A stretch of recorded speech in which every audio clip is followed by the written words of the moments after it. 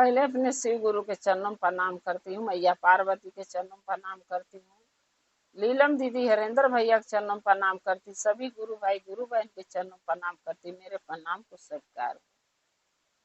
गुरु भाई गुरु बहना, एक कथा सुनाने जा रही हूँ। कृपा करके कथा को ध्यान से सुनिएगा, ध्यान से सुनने से ज्ञान मिलता है। आधी अधूरी कथा नहीं सुनना चाहिए, क्योंकि शिव गुरु का अपमान होता है। पूरा कथा सुनने से कथा के रहस्य के बारे में पता चलता है, कथा में क्या बताया गया है, क्या समझाया गया है, उसका ज्ञान मिल जाता है। इसलिए कथा को हमेशा पूरा सुनिएगा, ताकि ज्ञान मिले और कथा के रहस्य के बारे में आप लोग समझ सकें। एक कथा है एक राजा का। एक गांव में एक राजा रहते थे। वो राजा के 3 बेटे थे। गुरु भाई गुरु बहना, इंसान को चाहे कितनों बेटा बेटी हो, लेकिन जरूरी नहीं है सब हमारे भरोसे पर, हमारे विश्वास पर खरा उतरेगा। बहुत कम बच्चे हैं, 4 गो हो, 2 गो हो, 3 गो हो, कोई उसमें से एक जो है कि लायक निकलता है, नहीं सब ऐसे ही निकलते हैं। उसी तरीके राजा को 3 बेटे थे, तो राजा ये तीनों बेटों पर विश्वास करते थे, तीनों बेटे हमारे लायक। कुछ दिन समय गुजरते गया, राजा जो थे वो महादेव का भक्त थे। जहाँ संग संग भजन पूजा पाठ कीर्तन होता था महादेव के, वहां पर राजा अवश्य जाते थे, यानी जरूर जाते थे, छोड़ते नहीं थे बिना गए। क्योंकि उनको महादेव में इतना लगाव हो गया था महादेव से, कि महादेव का चर्चा भजन भजन कथा संग संग छोड़ते नहीं थे। काम काज राज के भले छोड़ देते थे, लेकिन चर्चा भजन जाना नहीं छोड़ते थे। एक दिन राजा ये बात लगे सोचने कि दिन पे दिन हमारा उम्र तो कमी होते जा रहा, उम्र ज्यादा ही हो रहा है, लेकिन बच्चे सयान हो गए तीनों, और तीनों बच्चों के उनको घर गृहस्थी के बारे में सौंप देना चाहिए, ताकि वो अपना घर गृहस्थी राजकाज के काम भार उनको सौंप देना चाहिए, ताकि वो संभाले। एक दिन राजा जो है रानी से पूछने लगे कि रानी, मैं एक बात तुमसे पूछ रहा हूँ। रानी बोली, बताइए क्या बात है।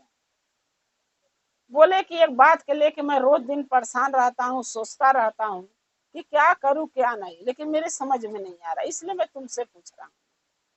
रानी बोली, बताएंगे जब ही तो जानूंगी, बताइए।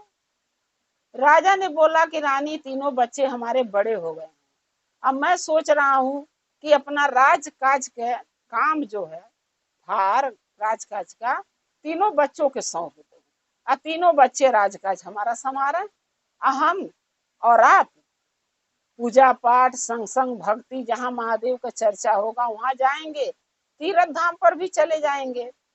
लेकिन ये काम घर राज दरबार के काम काज की वजह से न तीर्थ धाम जा पाते हैं, न कहीं जा पाते हैं घर छोड़ के। इसलिए मैं सोच रहा हूँ बच्चों के सौंप के हम लोग तीर्थ धाम पर चलते हैं। रानी बोली कि आपको क्या लगता है, तीनों बच्चे आपके राजकाज संभाल सकते हैं? राजा बोले, हाँ, तीनों पढ़े लिखे हैं, अच्छे परवरिश दिया गया है, तो क्यों नहीं संभालेंगे। रानी बोली, देखिए राजा साहब, जरूरी नहीं है, वो बच्चे आपके भी हैं और मेरे भी हैं, आप भी उनसे प्यार करते, मैं भी करती हूँ, लेकिन जरूरी नहीं है कि तीनों बच्चे राजकाज के भार संभाल सकें। तीनों में कोई एक होगा जो संभालेगा, तीनों नहीं संभाल पाएंगे। राजा बोले, रानी ऐसे क्यों बोल रही हो, तुम्हें क्या ऐसा लगता, किस बच्चे में हमारे कमी नजर आ रही है कि तुम ऐसी बोली? रानी बोली कि कमी हमें नहीं नजर आ रही है, कमी हमके वो लोगों के चाल चलन में लग रहा है। सबके पास बुद्धि ज्ञान नहीं होता है इतना बड़ा राज दरबार का काम काज संभालना। राजा बोले, फिर मैं क्या करूं? रानी बोली कि ऐसा कीजिए, आप गुरु जी के लगे जाइए, जो आप हमारे गुरु जी हैं उनके पास जाइए, वो शायद कोई आपको ज्ञान दे सके, कोई बात बता सके ऐसा जो हमको आसान हो जाए तीनों के समझने में कि कौन बच्चा हमारा राज काज संभाल सकता है तीनों में। राजा बोले ठीक है। राजा चले गए अपने गुरु के लगे, जो उनके गुरु थे राजा साहब के। जब अपने गुरु के लगे राजा गए तो गुरु ने कहा राजा से कि राजा बहुत चिंतित दिख रहे हैं, क्या बात है, ऐसा क्या काम आ पड़ा जो आपको यहाँ तक आना पड़ा। तब राजा बोले कि गुरु जी के पास चेला तो जाएगा, गुरु जी थोड़ी ना चेला के पास आएंगे। गुरु जी ने बोला कि आप राजा हैं और हम गुरु, लेकिन आप हमें बुलाए होते तो हम जरूर आ जाते। राजा साहब बोले नहीं, अगर काम मेरा है तो आना भी मेरे को पड़ेगा आपके पास। अगर आपका काम होता तो आप हमारे पास आते तो हम उसके सुलझाते, लेकिन मेरा कार्य है तो मुझे आपके पास आना पड़ेगा। आप ओहदे में भी बड़े हैं और पद में भी बड़े हैं, क्योंकि आप हमारे गुरु। गुरु जी ने बोला कि राजा साहब आपका विचार तो सही है, बातें भी सही है, अब बताइए किस लिए आए। राजा ने बोला कि गुरु जी, मैं एक समस्या लेकर आया हूँ जिससे मैं कई दिन से परेशान हूँ, समझ में नहीं आ रहा मैं क्या करूँ। गुरु जी ने बोला कि राजा साहब जब आप बताएंगे जब तो इस समस्या का हल मैं निकाल पाऊंगा, आप बताएंगे नहीं तो मैं क्या करूंगा। तब राजा साहब बोले गुरु जी से कि देखिए गुरु जी, हमारे 3 बेटे हैं। गुरु जी बोले वो तो मुझे पता है कि आपके 3 बेटे हैं। राजा साहब बोले कि हम तीनों बच्चे के अपना राजकाज राज दरबार का सौंपना चाहता हूँ, प्रजा के देखभाल के लिए, देख करने के लिए। लेकिन मेरे रानी का कहना है कि तीनों बच्चे उस लायक नहीं है कि राजभार संभाल सकें राज दरबार का। तीनों में कोई एक ऐसा है जो संभालेगा, लेकिन रानी को भी नहीं पता को बच्चा कौन है, हमारा तीनों कौन लड़का लायक है। इसलिए मैं आपके पास आया हूँ क्योंकि रानी ने भेजा है कि गुरु जी के पास इसका हल होगा, आप गुरु जी से बात कीजिए। तब गुरु जी, राजा जी के जो गुरु जी थे वो बताए कि रानी ने ठीक बोला है, जरूरी नहीं है कि 5 अंगुरी है तो पांचों बराबर है, एक छोटी है, बड़ी है, उससे बड़ी है, और अंगूठा सबसे छोटा है। तो इसी तरीके बच्चे हैं, बच्चे में जो ज्ञान है, बुद्धि है, लंबे भले हो गए हैं एक जैसे, लेकिन ज्ञान बुद्धि जो है सब में बराबर नहीं, किसी में कम है, किसी में ज्यादा है। तो इसी तरीके बच्चे भी होते हैं। तो राजा साहब बोले फिर मैं क्या करूं, आप ही बताइए। तो गुरुजी ने, राजा साहब का जो गुरुजी थे, उन्होंने बोला कि मैं बीज दे रहा हूं, बीज दे रहा हूं, ये बीज जो है कि अपने बच्चों के दे देना। तो राजा जो गुरुजी थे वो गेहूं दिए, गेहूं दिए। तो राजा ने बोला कि गुरुजी ये तो गेहूं है। तो गुरुजी ने बोला कि हाँ, ये गेहूं मैंने इसलिए दिया हूं कि आप ये गेहूं के 3 हिस्सा कर लीजिएगा, 3 हिस्सा में बराबर बराबर करके और बच्चों के तीनों के अपना दे देना, और उनको 6 महीने का मोहल्लत देना, और 6 महीने के लिए आप दोनों राजा और रानी आप तीर्थ धाम पर चले जाइए। 6 महीने के लिए घर उन पर छोड़ दो और तीनों के बराबर बराबर 3 हिस्सा बीज बांट के दे दो, और तीनों के बोल देना। गुरुजी ने राजा को बोला कि तीनों बच्चों के आप अपने बोल देना कि इस बीज को संभाल के रखना, ये बीज खराब नहीं होना चाहिए। 6 महीने के बाद जब मैं तीर्थ धाम से आऊंगा तो तुमसे बीज के मांगूंगा, तो मुझे चाहिए। तो राजा साहब बोले ठीक है, लेकिन बच्चों के बाद नहीं पता था कि बीज क्यों दिया गया है, और इतना जो है कि ये सब किस लिए हो रहा है, राजकाज के लिए हो रहा है, हम लोग के क्या करने को हो रहा है। बच्चों को नहीं ये बात पता था, खाली राजा और रानी जानते थे और गुरु जी, 3 आदमी। राजा ने घर गए वो गेहूं का बीज लेके और तीनों बच्चों के बराबर हिस्से में बांट दिए, और तीनों बच्चों से बोल दिए कि 6 महीने के लिए राज काज तुम संभालोगे तीनों मिलके, और जो बीज दे रहा हूँ वो तीनों संभाल के रखोगे, ये बीज को सड़ना गलना नहीं चाहिए। 6 महीने के बाद मैं आऊंगा तो तीनों से बीज मुझे चाहिए, तब मैं बताऊंगा क्या करना है बीज का, गेहूं के बीज का बिया का। तीनों बच्चों बांट दिए, बच्चे बोले सर ठीक है, हम रख देंगे जतन से। अब जो सबसे बड़ा है, राजा रानी तो चले गए तीर्थ धाम पे, 6 महीना के लिए। जो सबसे बड़ा बेटा है वो बीज को ऐसे रख दिया, संभाल के नहीं रखा। 6 महीना वो गेहूं का बीज सड़ गया, क्योंकि उसको ये नहीं पता था कि कोई चीज कैसे संभाली जाती है, कैसे रखी जाती है। 6 महीना में बीज सड़ गया, ऐसे ही रख दिया था।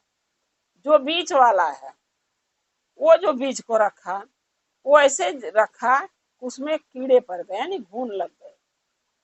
सबसे जो छोटा था उस बीज को रखा नहीं, उसने खेत में बो दिया, ये सोच के कि जौले पिताजी तीरथ धाम से 6 महीना में आएंगे तब से तौले फसल गेहूं का तैयार हो जाएगी, और जितना बीज पिताजी ने मुझे दिया है उस बीज सही सलामत जमीन में धरती माई में रहेगा, वो जमेगा, और जब वो जमेगा तो उसको काटूंगा, दाऊंगा, तो उससे 4 गुना अनाज मैं कमाऊंगा। बीज के बीज हमारा हो जाएगा, सही सलामत रहेगा, खराब नहीं होगा, और धरूंगा तो भूल जाएगा, खराब हो जाएगा, और खेत में डालूंगा तो 3 गुना कमाऊंगा भी। अब छोटा वाला दिमाग चला। अब क्या कि एक छोटा वाला बो दिया, और जो राजा रानी तीरथ धाम से आना तो वो फसल गेहूं का काट लिया, काट के दा दिया, और वो बोरा का बोरा छलिया के गेहूं घर में वो सारा में गाज दिया। जब राजा और रानी 6 महीना पर तीरथ धाम से आया, दोनों भाई उसको क्या कह रहे थे, ये बेवकूफ है। पिताजी बोले थे संभाल के रखना, और एक खेत में बो दिया है और गेहूं काट रहा बो के। तो देखिए अच्छा काम किया तो बेवकूफ बन गया। राजा रानी जब 6 महीने पर आए तीरथ धाम से, तो राजा ने तीनों बेटों को दरबार में बुलाया, बोला कि तीनों जने अपना अपना जो गेहूं का बीज मैं तुम्हें दिया था वो लेके आओ। जब तीनों बेटा गेहूं के बीज लेके आए तो बड़े वाला जो बेटा के गेहूं के बीज दिए थे वो सड़ गया था, जो बीच वाले के दिए थे उसमें कीड़े यानी घुन पड़ गए थे, सब घुन गया था। सबसे छोटे वाले जो दिए थे वो तो खेत में बो दिया था, और जब नया गेहूं तैयार हुआ तो उसका जौन बढ़िया गेहूं शानदार था, न घुना था न सड़ा था, बढ़िया गेहूं था, उसने गेहूं ला के दिया तो बड़े वाले के सड़ा निकल गया, बीच वाले के घुना निकल गया, और छोटे वाले के गेहूं में कुछ भी नहीं हुआ था, वो चमकता गेहूं बढ़िया गेहूं था। राजा ताजुब में रह गए, बोले बराबर तीनों में बांट के दिया, ये कैसे रखा कि इसका गेहूं बढ़िया है, और ये दोनों कैसे रखे कि एक का सड़ गया और एक के घुन लग गया, कीड़े पड़ गए। तीनों से बात पूछे राजा साहब कि तुम तीनों को मैं बीज दिया था संभाल के रखने के लिए, तो बड़े वाले से बोले कि तुम्हारा बीज सड़ कैसे गया। वो बोला पिताजी डिब्बे में रख दिए थे, मैं ध्यान नहीं दिया और सड़ गया। बीच वाले से पूछे तुम्हारा घुन कैसे गया, तो कह रहा पिताजी मैं झोले में करके टांग दिया था, अब उसमें घुन पड़ गए तो मैं क्या करूं। सबसे छोटे वाले से पूछे, छोटा वाला बोला पिताजी, बोले तुम्हारा गेहूं इतना अच्छा क्यों है, न घुना है न सड़ा है, दोनों तो सड़ गया, किसी के घुन गया। छोटा वाला बोला पिताजी जो आप बीज देके गए थे ना, तो आप 6 महीने के लिए गए थे, मैंने उस बीज को खेत में बो दिया, और खेत में बो के काटा। मैंने सोचा जब तक आप आएंगे, अगर गेहूं मैं रख रहा हूँ, जैसे भैया का सड़ गया, बड़े वाले के बीच वाले के घुन गया, वैसे मैं भी रख देता तो ये खराब हो जाता।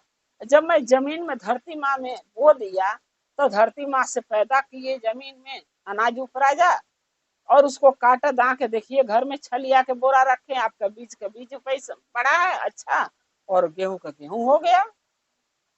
अब राजा साहब ये बात सुन के फिर गुरुजी के पास गए, और गुरुजी के पास जब गए तो गुरुजी बोले कि तीनों बेटे के जो बीज दिए थे तीनों ने किया क्या बीज का। तब राजा साहब सारी बात बता दिए कि राजा साहब बड़ा वाला जो धरा था उसका बीज गेहूं का सड़ गया, जो बीच वाले के देके गए थे उसके बीज में घून लग गए यानी कीड़े पड़ गए। सबसे छोटा वाला जो बेटा था उसने बीज को जमीन में यानी खेतों में बो दिया, तो उसका खेत में से उतना बीज में अनाज भी उपराज लिया, और बीज के बीज बढ़िया है, खराब भी नहीं हुआ। तब राजा साहब बोले, अरे गुरु जी बोले, राजा साहब फिर गुरु जी से पूछे कि आप बताइए तीनों में मैं किसके राजभार सौंपूं, कौन राज काज चलाने लायक है। तब गुरु जी ने बोला कि राजा साहब ये तो आसान बात ही है, बड़ा वाला राज काज संभालने लायक नहीं है, क्योंकि जो बीज संभाल के नहीं रख सका थोड़ा सा, वो राज क्या संभालेगा। बीच वाला है वो भी वैसे ही है, वो भी बीज को थोड़ा बीज नहीं संभाला तो राज क्या संभालेगा।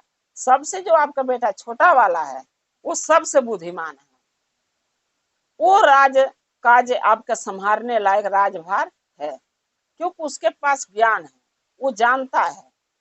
जब वो एक माना गेहूं आपका संभाल के जमीन में बो के और उपराज के अनाज घर में रख सकता है काट दा के, तो उसको पता है कि राज कैसे चलाया जाता है, राजा बन के कैसे राज किया जाता है, प्रजा को कैसे रखा जाता है, प्रजा के लिए क्या करना चाहिए, राज के लिए अपने राज दरबार के लिए क्या करना चाहिए, लोगों के लिए क्या सोचना चाहिए, उसको सब पता है।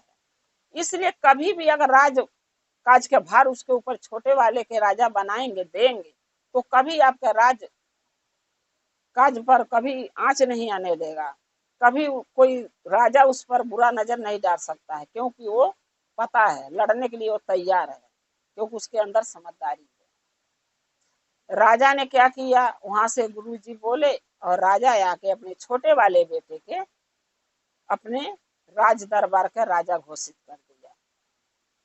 दोनों भाई इतराज किए, हमें क्यों नहीं बनाए, हमें क्यों नहीं बनाए। तब राजा दोनों को समझाए कि जब तुम एक माना गेहूं नहीं संभाल के धर सकते, थोड़ा सा बीज, तो तुम इतना बड़ा राज क्या संभालोगे। और छोटा वाला के बुद्धि है, ज्ञान है, वो संभाल सकता है। हाँ, तुम लोगों के राज से हम वंचित नहीं कर रहा हूं, तुम रहोगे इसी घर में, इसी दरबार में, इसी राजकाज में रहोगे, लेकिन उसके साथ चलो, उससे सीखो। वो छोटा उम्र में तुमसे भले है, लेकिन ज्ञान बुद्धि उसके पास तुमसे ज्यादा है, उससे कुछ सीखो। और जब सीख लोगे वो लायक बन जाओगे तो तीनों में राज हम बांट देंगे, तब अपना अपना संभालना। तब दोनों बेटों को, जो राजा के दोनों बड़े और बीच वाला बेटा था, दोनों को समझ में आ गया कि पिताजी सही कह रहे हैं। उनकी बात मान के और बड़े वाला और बीच वाला दोनों छोटे भाई के साथ रह के राजकाज संभालने लगे और छोटे भाई के साथ मिल के उसका ज्ञान बुद्धि कैसे राज संभाला जाता वो सीखने लगे। इसीलिए कहते हैं गुरु भाई ना, उम्र से इंसान बड़ा नहीं होता है, इंसान उम्र में बड़ा हो चाहे छोटा हो, सबसे बड़ा वो होता है जिसके पास समझदारी है, ज्ञान है, बुद्धि है। और घर चलाना हो चाहे राज चलाना हो, उसके पास ज्ञान है कि घर और राज चलता कैसे है, चाहे परिवार क्यों नहीं चलाना हो। जो ये समझता है वही चला सकता है, सब नहीं चला सकता है, चाहे 2 बेटे हो चाहे 4 बेटे हो। बुद्धि ज्ञान सबके बराबर नहीं रहता है, किसी में कमी है, किसी में ज्यादा है, किसी में कुछ है। सब कोई एक जैसे अगर इंसान हो, पति पत्नी के ले लीजिए, शादी होता है लेकिन दोनों के विचार एक जैसे नहीं मिलता है। अगर दोनों गर्म रहें तो दोनों में लड़ाई होगी, और जब एक नरम एक गर्म रहता है तब जाके घर चलता है। अगर दोनों नरम रहेंगे तो दूसरा लूट के धर लेगा। इसीलिए कहते हैं कि ज्ञान बुद्धि जिसके पास है, चाहे उम्र में बड़ा हो चाहे छोटा, लेकिन सबसे बड़ा वही है जिसके पास अच्छा ज्ञान, अच्छा बुद्धि, अच्छा शिक्षा है। गुरु भाई ना, अगर मेरा एक कथा आपको अच्छा लगा तो कमेंट में लिख के जरूर भेजिएगा और चैनल को सब्सक्राइब कर लीजिए। जो भी मैं नया वीडियो डालती हूँ आपके पास पहुंचती रहे। आप हमारे वीडियो को ऐसे देखते रहें, अपना प्यार देते रहें, हम और आप शिव परिवार से जुड़े रहें। हर हर महादेव, घर घर महादेव। महादेव का दया और कृपा आप लोग पर सदा बना रहे। शिव गुरु महादेव सदा अपने भक्तों के साथ रहें। जय शिव गुरु।